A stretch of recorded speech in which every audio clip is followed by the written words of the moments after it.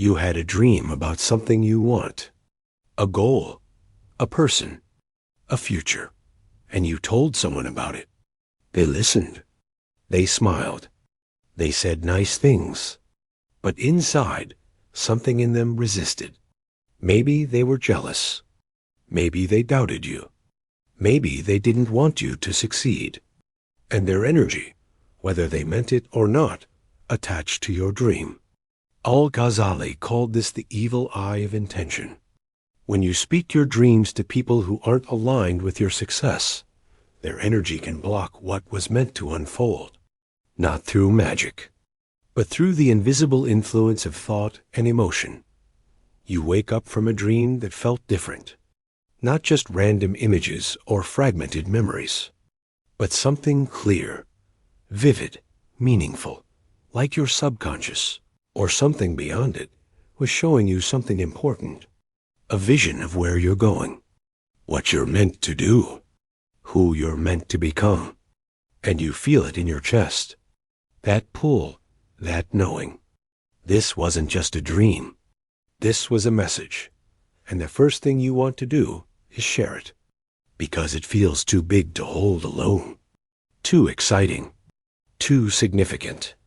So you tell someone, a friend, a family member, someone you trust, and they listen. They nod. They say things like, "That's interesting. That's nice. I hope it works out for you." And on the surface, it seems supportive. But something shifts. You can't quite name it, but the energy around the dream changes. The certainty you felt when you woke up starts to fade. The excitement dulls. And within days, maybe weeks, the dream feels distant, like it belonged to someone else, like it was never real to begin with. Al-Ghazali studied this phenomenon for years.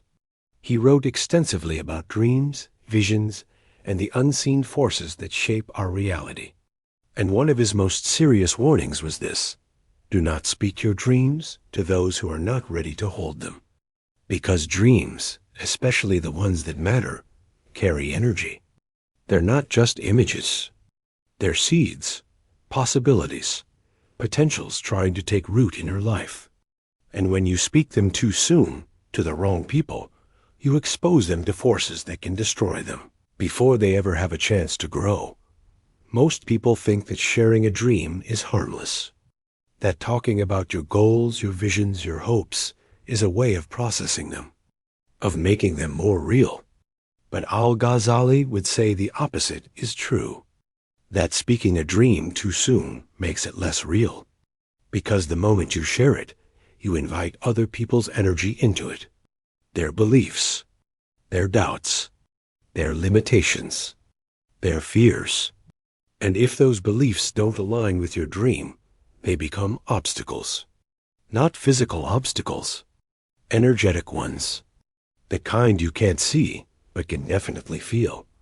You tell someone about a dream you had, about starting a business, about moving to a new city, about pursuing a relationship, and they respond positively. They say, "That sounds great. You should do it." But you notice something in their eyes, a flicker, a hesitation, a subtle tightening. They don't believe you. Or worse, they don't want you to succeed. Not consciously, not maliciously, but somewhere inside them, your success threatens something in them. Maybe it reminds them of their own unfulfilled dreams. Maybe it challenges their view of who you are. Maybe it disrupts the dynamic between you. Whatever the reason, their energy shifts. And that shift, small as it is, affects you. Al-Ghazali called this the contamination of vision. When you share something pure, something that came to you in a vulnerable, open state, with someone who is closed, doubtful, or envious, their energy mixes with yours. And once mixed, it's hard to separate. You start hearing their voice in your head. Their doubts become your doubts. Their fears become your hesitations. And slowly, without even realizing it, you begin to see your dream through their eyes instead of your own. And when that happens, the dream loses its power, not because it wasn't valid, but because you let someone else define it for you. This is why Al-Ghazali warned against telling dreams to just anyone. He said that most people are not equipped to hold another person's vision.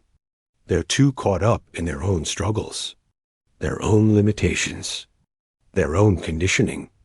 And when you share something that's beyond their current reality, they can't help but pull it back down to what they know.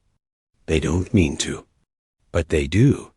And every time someone minimizes your dream, questions your ability, or projects their own limitations onto your vision, they're placing an energetic block between you and what you're trying to create. You've probably experienced this. You tell someone about something you're excited about, and their response, while not overtly negative, feels deflating. They say things like, "Are you sure? That sounds hard. What if it doesn't work out? Have you thought about the risks?" And suddenly, you're not thinking about the possibility anymore. You're thinking about the problems, the obstacles, the reasons it might fail. And that shift from possibility to limitation, that's the contamination. That's the evil eye of intention. Not a literal curse, but the weight of someone else's disbelief pressing against your dream. Al-Ghazali said that this effect is strongest with people close to you, family, friends, partners, because these are the people whose opinions you value most, whose approval you seek, whose belief in you matters. And when they, even subtly, express doubt, it hits harder. It sinks deeper, and it becomes harder to shake. This is why some of the most damaging energy comes from the people who claim to love you, not because they're trying to hurt you, but because they're projecting their own fears, their own limitations, their own unhealed wounds onto your path. And if you're not careful, you absorb it. You take it on, and you start to believe that their limitations are yours.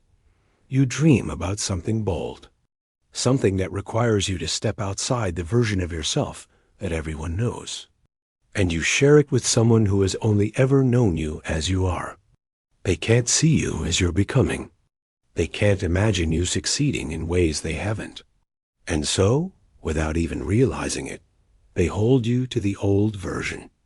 They remind you, subtly or overtly, of all the times you failed before, of all the reasons you're not ready, of all the ways this might not work. And every reminder is like a weight, a chain, pulling you back into the identity they're comfortable with, the one that doesn't threaten their sense of stability. Al-Ghazali taught that the people around you are mirrors. They reflect back to you what they believe is possible. And if their belief system is smaller than your vision, they'll unconsciously try to shrink your vision to fit their belief. Not out of malice, but out of self-protection. Because if you succeed in ways they haven't, it forces them to confront their own choices, their own fears, their own unfulfilled potential. And most people would rather avoid that confrontation. So they discourage you, subtly, gently, with concern disguised as care. And if you're not aware of what's happening, you mistake their limitation for wisdom. You think they're being realistic, when really, they're just being scared. This is why silence is sacred. Al-Ghazali said that when you receive a vision, a dream, a calling, the safest place for it is inside you, protected, nurtured, allowed to grow in the dark, quiet space of your own belief. Because in that space, it's pure, uncorrupted, uncontaminated by anyone else's doubt. And as it grows, as it becomes stronger, as you begin to take action on it, it develops its own momentum, its own energy. And by the time you do share it, if you choose to, it's no longer fragile. It's no longer vulnerable to someone else's disbelief. It's real. It's grounded. It's already becoming. But when you share too soon, when you speak the dream before it's taken root in you, you expose it to forces that can kill it. And those forces don't always look like enemies. Sometimes they look like friends, like family, like people who claim they're just trying to protect you. But protection born from fear is not protection. It's imprisonment. And Al-Ghazali warned that the people who love you the most can sometimes be the ones who limit you the most. Not because they don't care, but because they care in a way that's shaped by their own unhealed fears. You tell someone your dream, and they respond with a story. A story about someone who tried something similar and failed. A story about how hard it is, how unlikely, how risky. And they frame it as concern, as wanting you to be prepared. But what they're really doing is planting seeds of doubt. And those seeds, once planted, are hard to remove. They grow, they spread. They take up space in your mind that should be filled with belief, with vision, with possibility. And before you know it, you're not thinking about your dream anymore. You're thinking about all the ways it could go wrong. Al-Ghazali said that this is how dreams die. Not through direct attack, but through erosion. Through the slow, subtle wearing away of belief. One doubtful comment here. One cautionary tale there. One person after another reminding you of your limitations until you start to believe them. Until you convince yourself that the dream was unrealistic, that you were being naive, that it's better to play it safe. And the dream, which once felt so alive, so urgent, so real, becomes a memory. Something you once wanted, but let go of. And you tell yourself it was the right choice. But deep down, you know you let someone else's fear kill what was yours. This is the evil eye of intention. It's not supernatural. It's not mystical in the way most people think. It's just energy. The energy of belief and disbelief, of support and resistance, of alignment and opposition. And when you expose your dreams to people whose energy opposes them, their energy wins. Not because it's stronger, but because you're still learning to trust your own. And in that learning phase, in that vulnerable, uncertain phase, other people's certainty, even when it's rooted in limitation, feels safer than your own faith. Al-Ghazali taught that the wise stay silent, not because they don't have dreams, but because they understand that dreams need protection, that not everyone deserves access to your inner world, that your visions, your callings, your deepest desires, they're sacred, and sharing them with people who can't honor them is like planting a seed in poisoned soil. It doesn't matter how good the seed is. If the soil is toxic, it won't grow. So you learn to discern, to feel into who is safe and who isn't. Not safe in the way most people define it, but energetically safe. Someone who can hold your vision without diminishing it. Someone who believes in your potential, even when they don't fully understand your path. Someone whose energy expands rather than contracts when you share your truth. These people are rare. And Al-Ghazali said that when you find them, protect that relationship.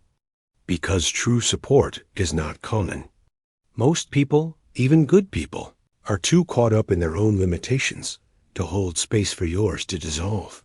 And until you find those people, stay silent. Let your dreams live in the quiet. Let them grow in the dark. Let them take root in your own belief before you expose them to anyone else's doubt. Because once a dream is strong enough, once it's grounded in action, in commitment, in your own unshakable knowing, no one can take it from you. No one's doubt can touch it. No one's fear can stop it. But until then, Al-Ghazali's warning stands. Guard your dreams, protect your visions, and never, ever give someone else the power to kill what was meant to live through you.